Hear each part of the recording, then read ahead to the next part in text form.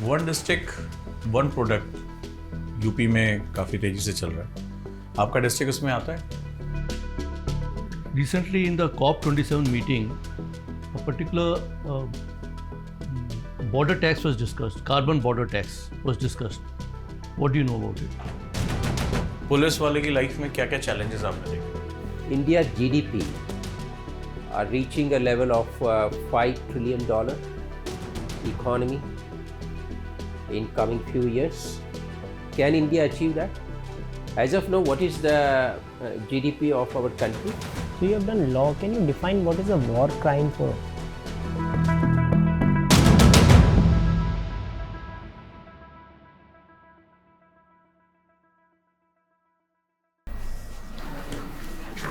May I come in, sir? Thank you.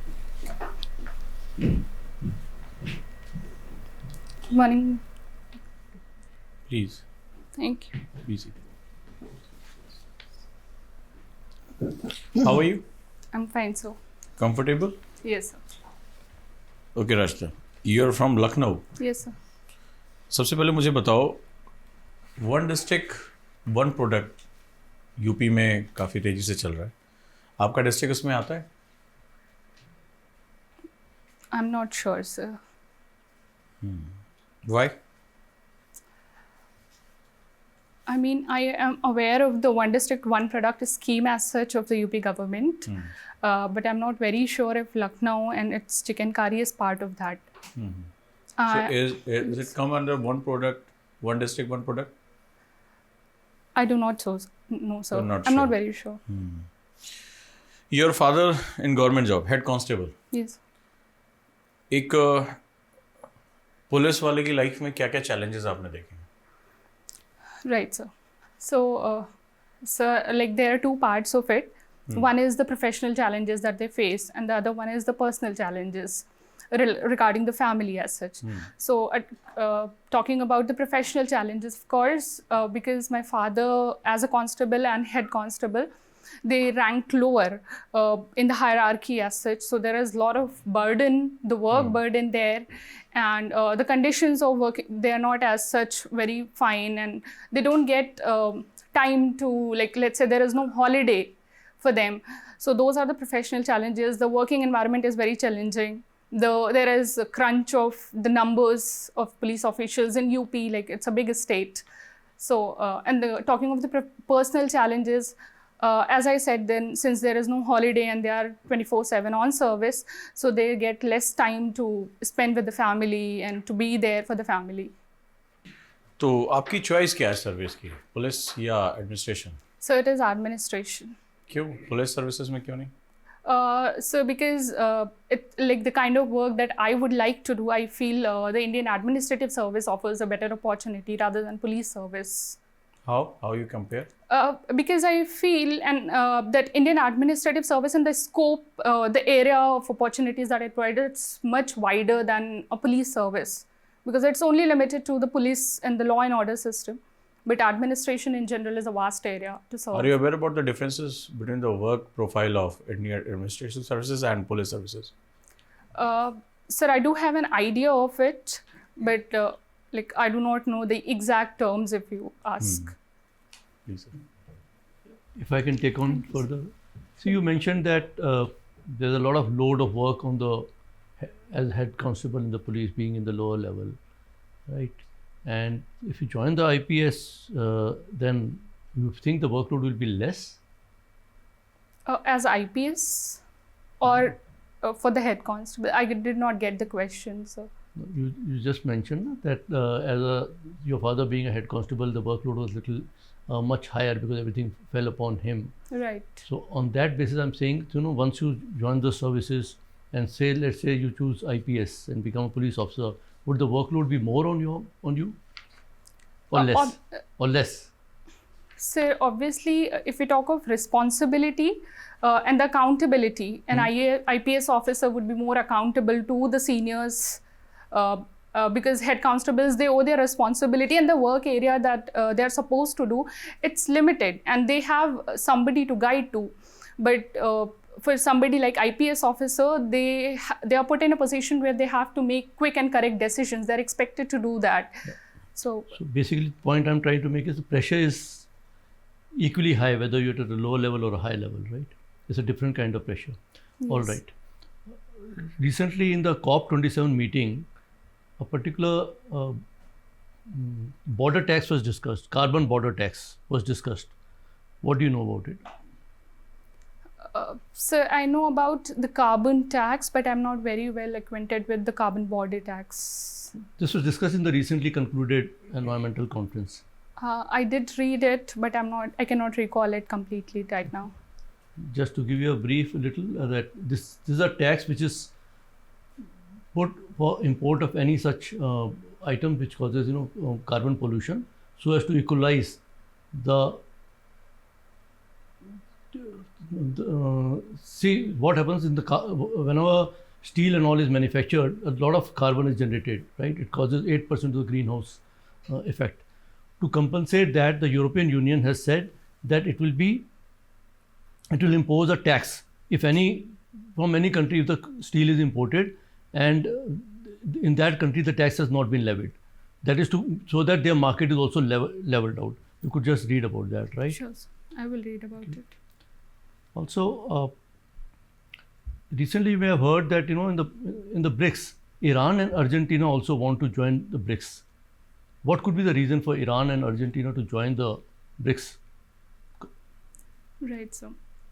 So BRICS as an organization, it is gaining importance at the global level, and I think every developing country, because BRICS is known for as an organization of developing the third pole, if we may say so. So every developing country who feels that their issues could be heard at a global platform and they want a platform, they are approaching to be member of BRICS. Many other, apart from Iran, many other countries are being given observer status now of BRICS. But why does Iran and Argentina specifically want to join BRICS? So I'm not very well aware of the exact reasons why Iran and Argentina want to be a part of it. Okay, so just study a little more on this. Right. So I'll just pass it on to you. What are the major issues involved in Russian-Ukrainian conflict? Right, sir.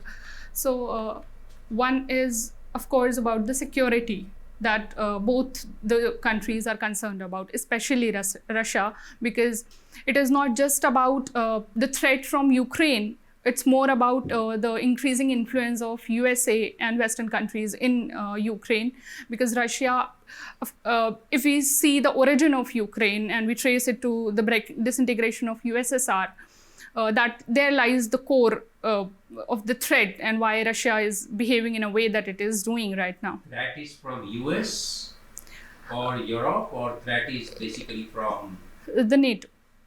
It is about the increasing influence of NATO in the particular region. So it is concerned basically with NATO.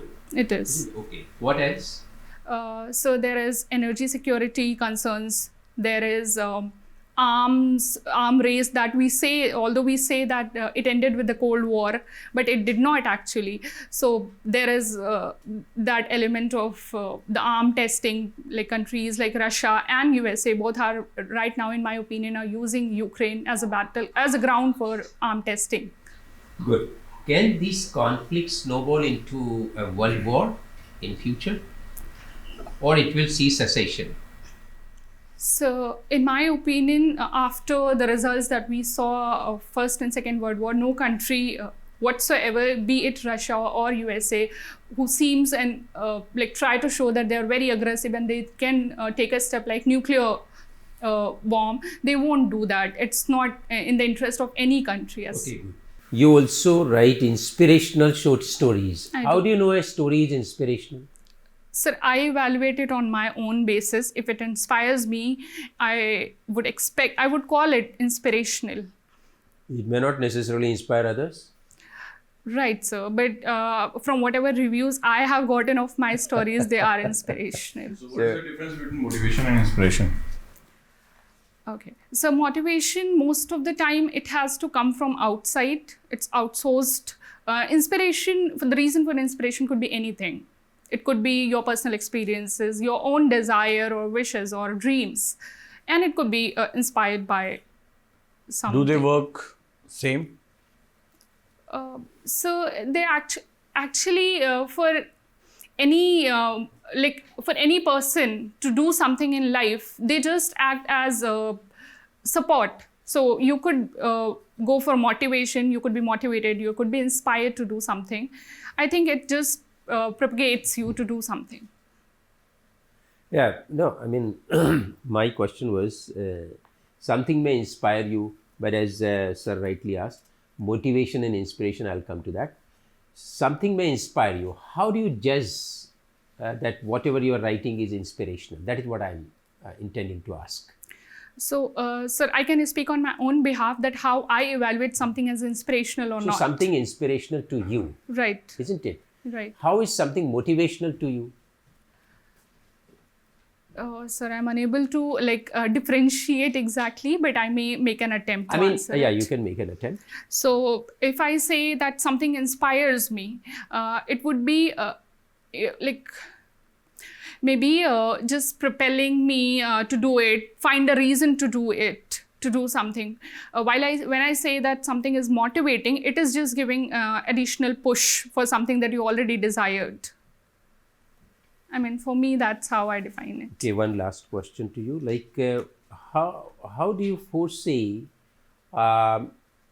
India's GDP reaching a level of $5 trillion economy in coming few years? Can India achieve that? As of now, what is the GDP of our country? So we are at 6, 7, like that has been our average for a few years. No, not I'm not talking of For the growth rate. I'm not talking of. Right. I'm talking of gross domestic product, GDP. So I mean, at what level of economy do we stand? $2 trillion, $3 trillion, we are close to $5 3 trillion? trillion. Huh? We are close to 3 trillion. Close to 3 trillion. 3. Okay, it is estimated to be 2.5 around that. But in how much time shall we be able to reach $5 trillion economy? It's being much talked about nowadays. Right. That's what I'm asking. So with the kind of steps that government is taking for the economic growth, and we see major focus of the government right now is on the economic growth. Considering that and the steps and the positive results of the steps that now we see, of course, things were affected because of the pandemic. But now after recovery, I'm very hopeful of that India will achieve the set target of 5 trillion economy. Considering the fact that even now we are the By fifth what time? largest. By what time? What do the economists say?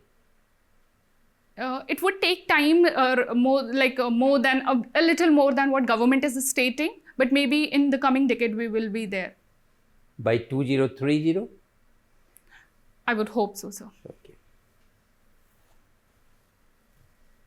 So Rashida, you've done law. Yes, ma'am. We talk about social justice, we talk about distributive justice.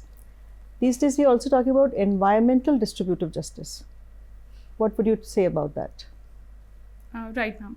So environmental distributive justice, I can explain it on the global level. When we see the debates of the common but differentiated responsibility, because the countries like USA and those developed countries who were actually very active during the Industrial Revolution and who were the major contributors towards the current pollution level that we have, and the countries like the small island states or maybe India or the developing states who are not as major contributor.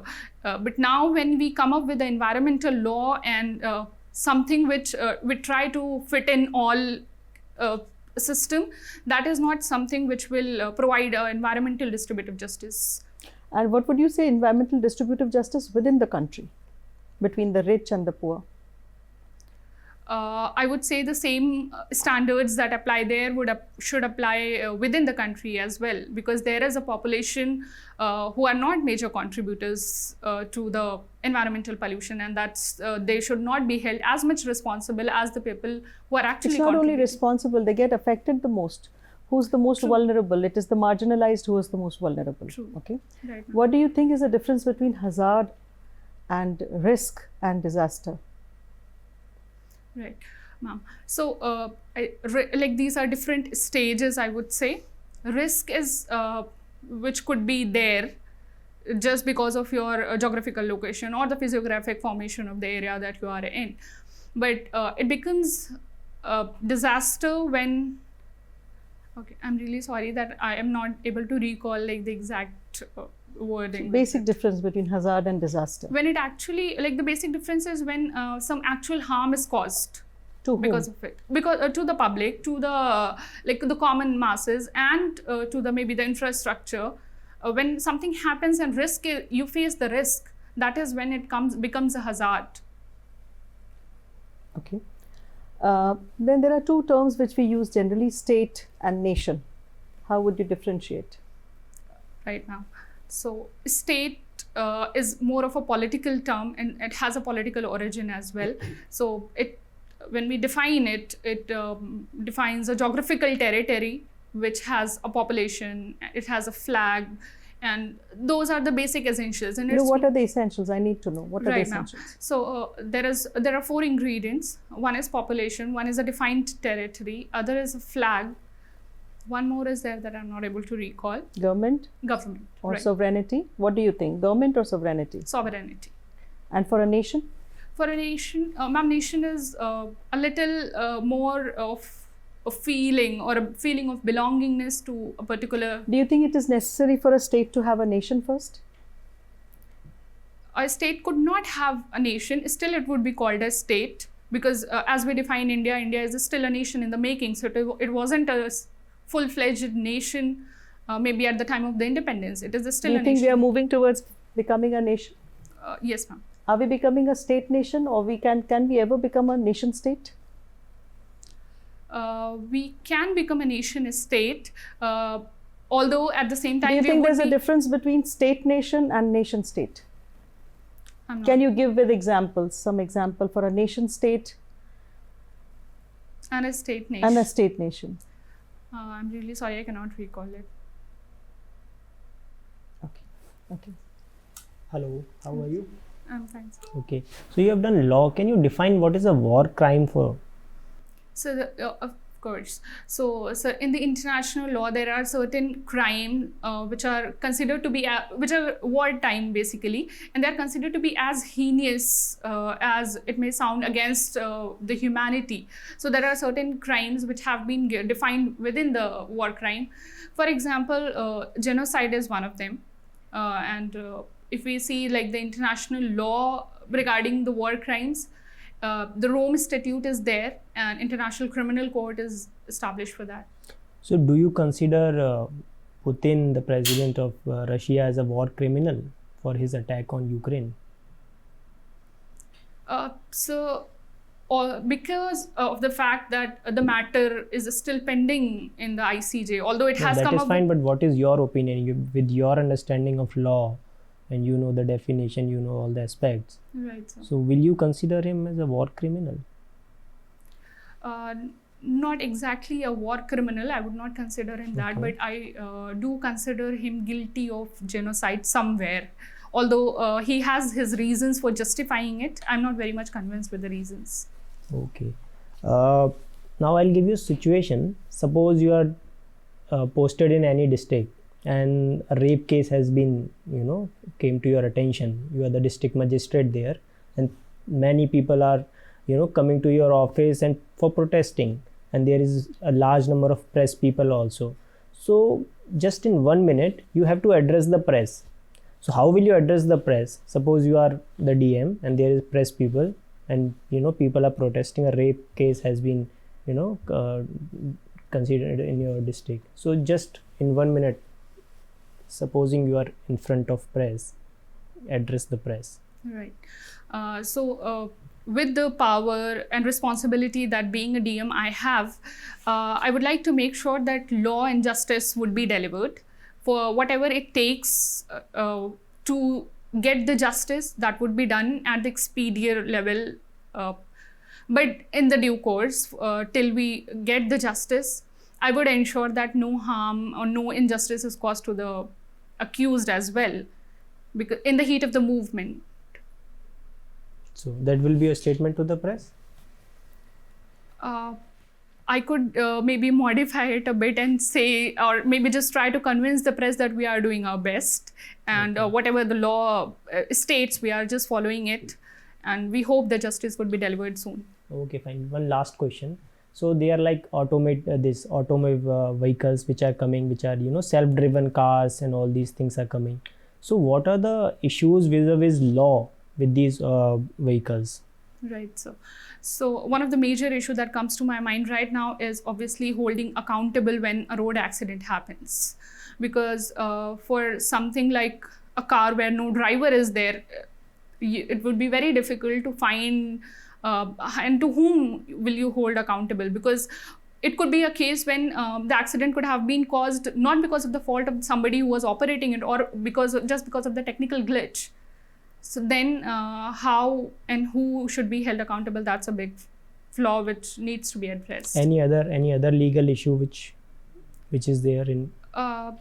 So again, related with the same thing, when a driver is there, you know about that a human has a tendency to make a rational decision, which you cannot expect the same standards of rationality from a machine.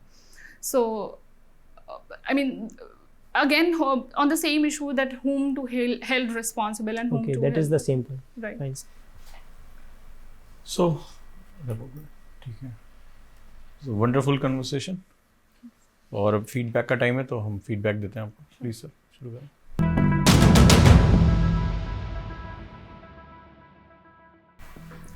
Yeah, generally you are giving balanced answers, but at places I find that you are giving a lot of irrelevant material also with your answers. That you have to cut down on. Right. Sure. That is one very conspicuous thing which is visible in the entire interview. Another thing, like your sitting position also you need to improve slightly. Right. Right. Right. It will be better. Sure. And I think rest of it is okay, but you have to brush up with your DAF a little more, right? Because a lot of questions will be asked from here. Rest of it I generally find you to be quite good. Thank you, sir. Sir, if I may ask Sure. something from the I could not get, like, if you could just elaborate on the irrelevant portion that I need to cut off, because this is my first mock Every ever. answer you are giving, there is some unwanted material in that. Okay. I'll So you analyze have it. to confine yourself I will to, analyze. because otherwise what will happen? You will go on answering and they will ask questions out of that. Actually आप attempt शुरू कर दे रहे हो, फिर आपको लग रहा है कि आपकी नॉलेज प्रॉपर नहीं है, फिर आप वहाँ से स्टेप बैक कर रहे हो. और फिर बार बार आप क्लिशे यूज कर रहे हो कि सॉरी सर, ये सब नहीं. बी कॉन्फिडेंट, जितना आता है उतना बताओ, नहीं आता है आई डोंट. है ना? In addition to what Sarah said, basically you need to brush up your knowledge, because in a couple of things your knowledge was not up to date, like this recently held conference on the climate change, carbon border tax, right? And also how BRICS why is Argentina, Iran want to join BRICS, and so on and so forth. These are just examples. This is just illustrative example. A lot more needs to be done. In this short time, we can't tell you all the things, but you need to basically brush up your knowledge. See, I would also say you are quite an effective communicator. Your answers were balanced, but you really need to brush up your knowledge on all aspects. So one thing is that either keep your hands still. Okay, you are like floating in the air, so that needs to be avoided. Second, prepare your law very good, because you have optional as law, you have your graduation in law, there are many aspects of law, so you should be able to apply them in practical situations. For example, you said that Putin, I will consider him, then you said no, I will not consider him. Going back and forth will not help. So take a stand and justify it. That's it. Don't go back and forth. For media also, when I said, will you change your statement? You cannot change your statement in media again and again. Okay. So whatever you have said, just say it confidently. Take a minute before you answer. It's okay. Take few seconds. Like when he asked the question about what would you address to the media. So you told about the approach you would take. It was not an address you would give. Okay because अगर बहुत agitated crowd खड़ा है, उसको आप बोलोगे कि हम accused को कुछ नहीं होने देंगे, तो वो तो और भड़केगा. You get my point? Yes. Also, one last thing, like IPC, CRPC, Constitution, constitutional law, right? You should be amendments. Yes. You have to thoroughly prepare all this. Origin of CRPC, IPC, recent controversy about that, all that you have to do. Due to paucity of time, we can't ask you all those questions, but these areas you have to master. Right. So it's a home state please पहला ही question अगर गड़बड़ हो जाएगा तो आगे confident बहुत जो है डाउन हो जाएगा, तो स्टेट के बारे में प्लीज़ अच्छे से तैयार करके जाओ, वो सबसे इंपॉर्टेंट है और वहाँ से क्वेश्चन आएंगे। और हॉबी पोर्शन को और अच्छे से तैयार करो।